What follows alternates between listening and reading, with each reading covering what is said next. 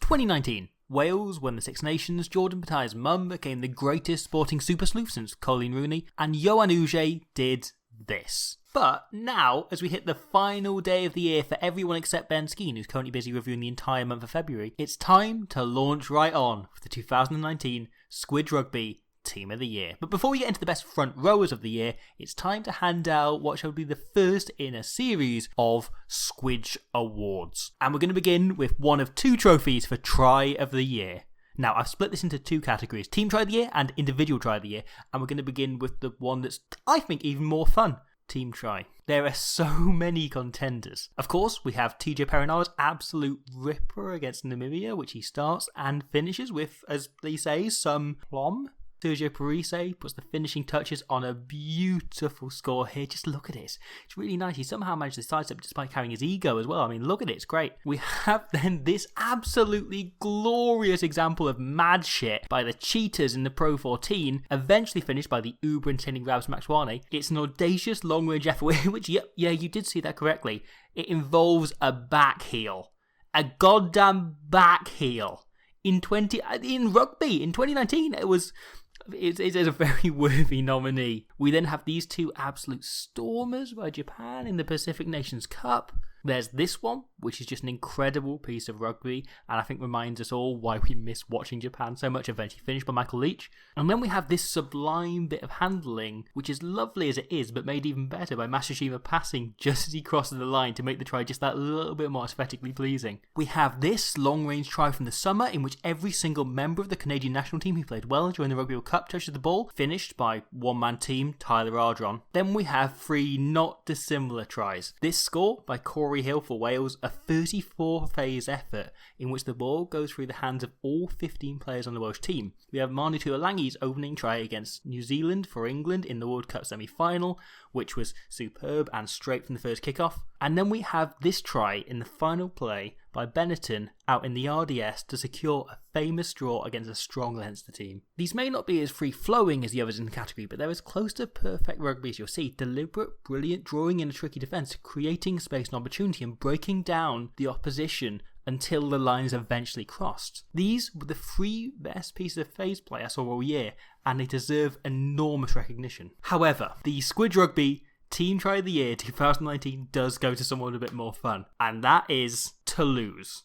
And here's the thing, I don't even know which Toulouse try I'm giving it to, but it goes to Toulouse. I mean, what you're seeing here right now is just a random sample of some of the tries they've scored. They're so much fun to watch. The team I've just crowned Mad Shit RFC absolutely live up to that name basically every single game they play, just throwing passes nobody else would and scoring tries nobody else could. Toulouse dare to go for blinder after blinder in the French and European competitions alike, and for that reason, Toulouse RFC, mad shit themselves, are the proud recipients of the first ever award for the Squidge Rugby Team Try of the Year.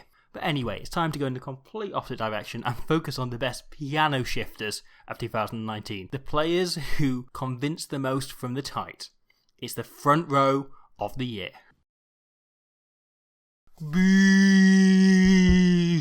It's so good to see someone go out on top. For years, when someone asked, who's the best loose head prop in the world? Your body just kind of juddered as if possessed and automatically spit out Tendon Tawarua before something in your brain woke up and you realised you actually preferred Tony Woodcock or Gethin Jenkins or whoever. The Beast was just a force of nature, stronger than a Vindaloo flavoured like Half-Will Bjornsson and as technically sound as a particularly technical soundboard, and then we all just started taking for granted. Each time the Springboks played for the last few years, you just kind of went, oh yeah, the Beast's still playing. And when he was excellent, you just kind of went, well, yeah, he's the Beast. And when he was average, you just kind of went, well, yeah, he's 34. And then 2019 happened, and the Beast was back. For all the talk of Erasmus's master plan, it only worked because the likes of Umtawarira were so dominant. The Beast played all 3 of South Africa's games on the road to the Rugby Championship title, and 3 of their 4 pool stage games. It's easy enough to point at how he did this to Japan, and in the final, this to England in the final. But even in the very, very tight semi-final against Wales, 9 of South Africa's 19 points were won by Umtawarira at set piece. He was the man who made the difference in the games where it mattered most, and because of this, became once again, right before he bowed out of the international game once and for all, rightfully the best loosehead prop in the world. I'm not going to hold back on this one. Yes, Jamie George has been great, but my hooker of the year is your mum. No, I'm kidding. It's someone with an equally magnificent moustache, though. It's Uruguay's Herman Kessler. In fact, I'd go further. Kessler was low-key one of my players of the year, and nothing tells you why like stats. Let's go. Herman Kessler played 13 games for Uruguay in 2019. He scored 7 tries, more than any other hooker this calendar year. This included one against Wales in the World Cup, this typically tenacious carry and finish against Argentina over the summer, and this last-minute try to put Uruguay ahead against Namibia in one of the most underrated test matches of the year. Herman Kessler played more minutes than any other hooker in the pool stage of this World Cup. Despite playing for a team who didn't get out of that pool stage, Herman Kessler was third on most tackles by any hooker across the competition and top in the pool stage. Herman Kessler had the joint best line-out stats at the pool stage of any hooker at the World Cup. Herman Kessler made 43 metres off 20 carries and was instrumental in 2 tries, including this one, the score that inspired Uruguay's famous win over Fiji. Herman Kessler was brilliant and typified by more than just stats. Look at his involvement in that Rata try. The way he pounces on the ball, secures it, and then has the presence of mind to offload. It's this complete never say die attitude, this constant all-encompassing work rate, but with an awareness and thought that you can't overestimate. I love Arasu and Basaji and Gaminar and the whole Uruguay gang, but for me, Herman Kessler was Uruguay's finest player and an absolutely deserving recipient of my Hooker of the Year award. You know, sometimes putting together these teams can be really tricky. It's hard to make comparisons between players, even within the same position, who have different strengths, different philosophies on how to play the game, playing different teams at different levels. It's rare that one player just stands head and shoulders out above the competition. So that's what made 2019's Tighthead shirt so satisfying to select, because it could only ever have been one person. Only one person was in contention, one person stood out above all the others, and it never could have been anyone but her. Because as good as Frans Malherbe has been, nobody has dominated any flavour of international rugby like England's Sarah Bern. I mean, Malherbe was great in the World Cup. Has he ever scored a try like this? It's outrageous. This is a tight head prop. A tight head prop in the second half. Sarah Bern was not only the cornerstone of an England pack that saw them to a Grand Slam, dominating all comers at set piece and then again over the summer and the autumn, but she capped it off by scoring try after try. She got 5 in 5 games over the Six Nations, then continue to run a few in over the course of the year as well. When one player can do all of that, it makes putting this kind of team together very easy indeed.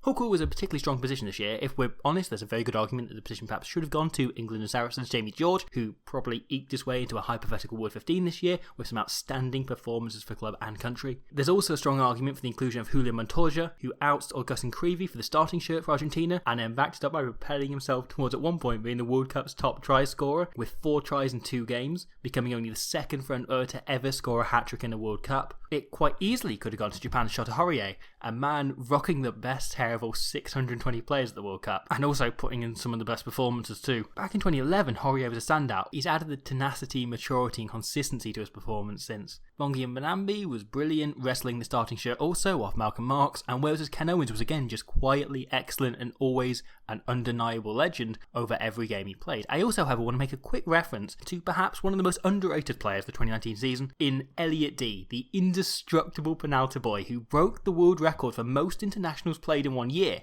and added something in every single one, including a particularly fantastic final performance against the All Blacks in that bronze final game we all forgot happened. Prop-wise, Frans Malherbe, as I mentioned, but also Scott Seo almost worked his way into the team, turning Australia into a proper scrummaging powerhouse somehow. Tyke Furlong managed another outstanding year despite Ireland's slip-ups here and there, nabbing 2 lovely tries in the pool stage. Cian Healy burst back to close to his best after a few years in and out of the Irish team. Wales's Dylan Lewis, like Dee's, become an excellent impact player and owner of a magnificent moustache like Kessler. And then the rest of the Springboks bomb squad, Stephen Kitchoff and Vincent Koch, just destroyed everyone anytime they were given the chance. Kyle Sinclair, I mean, look at this try. Kyle Sinclair, he's excellent and not a million miles off selection. And then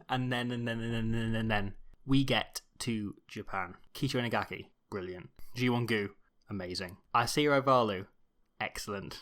And Issei Nakajima, possibly the best Impact player the world has ever seen. That's right, Japan is now the home to 5 world-class front rowers. I don't know how it happened. The world's gone mad, but I love it. And you join me in my kitchen, where I am standing in front of the post-it notes, reminding me to make the rest of the videos for this, and a squid as well that guards my tea. So here we are. I want to quickly mention that I wanted to include Jess Breach and Jasmine Joyce as honourable mentions in the previous video, but I decided to try and maintain some sort of surprise, I guess, in the fact that I put a female player in, because they very much earned it. I felt that Sarah Bern was the best tight head in the world this year, so she earned a spot in the team. We move on tomorrow, on to day 3 of the Team of the Year. There is going to be 7. There's also going to be a coach, as you can see just there, this year. So day 3 will be the centres. We're going to flip between the forwards and backs, forwards and backs, forwards and backs, rather than just running through them as I did last year. So that is coming up tomorrow. I'm going to go back to working on it. I am recording this the day before New Year's Eve, but it's currently for you New Year's Eve. So I hope you have a wonderful time today, and a happy New Year, and a happy New Year's Day, and a happy everything else. I'm going to stop talking now, go away and get back to finishing this, and then maybe I'll sleep at some point, you know. But there we go. Thank you very much, and I'll see you tomorrow.